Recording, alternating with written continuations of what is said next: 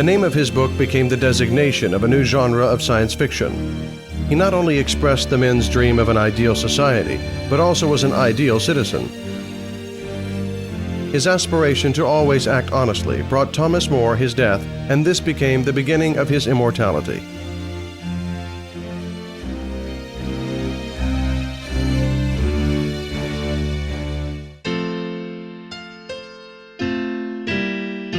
The greatest thinker of the Middle Ages, Thomas More, was born in 1478 in London, in a rich family of a royal judge. In line with London traditions, his parents sent 13-year-old Thomas to the house of a rich aristocrat for education. Thomas's teacher, Cardinal Morton, noticed the boy's remarkable abilities and advised to send him to Oxford University to study the humanities. Being 14 years old, Thomas was learning the secrets of classical languages, reading the works of antique philosophers and progressive humanist writers with great enthusiasm.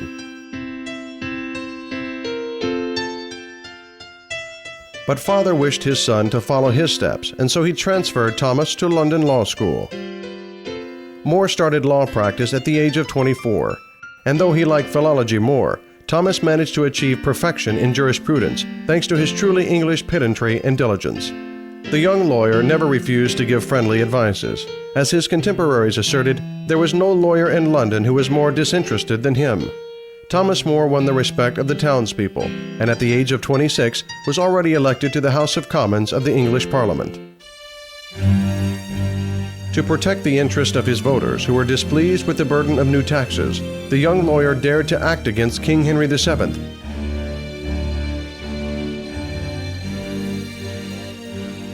Thanks to More's eloquence, the Parliament won. As per the vindictive monarch's will, Thomas More had to leave the Parliament and to hide in a monastery. More devoted 6 years of forced solitary life to self-improvement. He studied works of Plato and Aristotle, corresponded with his friends, humanists. Henry VII's unexpected death made More return to political life. In 1510, he returned to the Parliament, and then for 8 years he was holding the post of the London Sheriff. Thanks to his long-term friendship with the leader of the Oxford humanist John Colet and talented writer Erasmus of Rotterdam, Thomas More began to write. He wrote verses, epigrams, novels.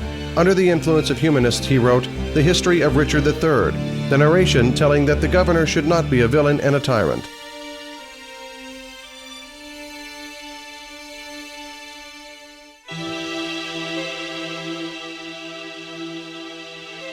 Talented lawyer Thomas More understood the cobwebs of ownership relations very well.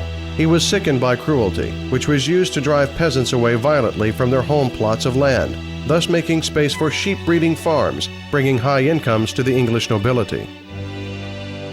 The writer depicted his dream of an ideal society in his book, written in 1516 and named Utopia, which in translation from Greek means a place which does not exist. The faraway island lost in the Atlantic, which he had described, became the first image of a fair society in the history of mankind.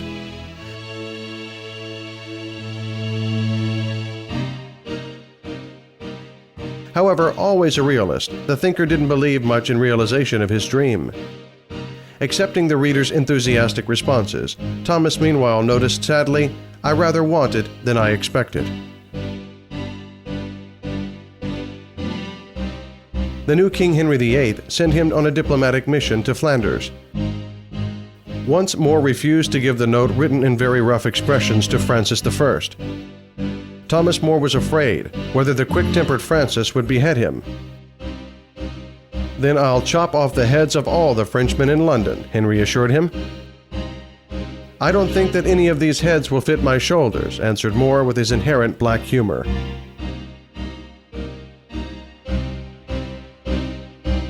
At the age of 45, More was appointed as the Speaker of the House of Commons, and in 6 years, Lord Chancellor, the first person in the state after the King. But even while in a position of high authority, More never went against his conscience. In his private life, he aspired to follow evangelical precepts too. Thomas was a good family man, and all his life he admired his wife Margaret.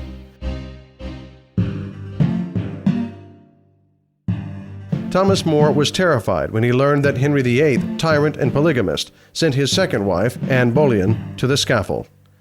And when this tyrant broke off relations with the Pope and headed for the English Reformation, Thomas More, the devoted Catholic, refused to recognize the king as the head of the English Church. As a true citizen, he resigned, rejecting the post of the Lord Chancellor. The perfidious king accused him of high treason and imprisoned 56-year-old More in the Tower.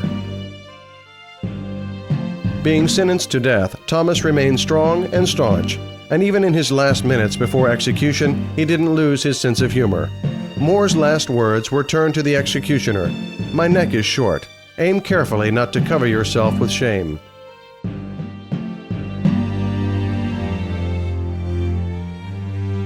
His head hung on the bridge for several months, filling the Londoners with fear in the face of justice. More's daughter redeemed her father's head and buried it. 4 centuries later, the Church canonized Thomas More, and his Utopia for all times has remained an inaccessible ideal, which should exist even if everybody around realizes that it's unachievable.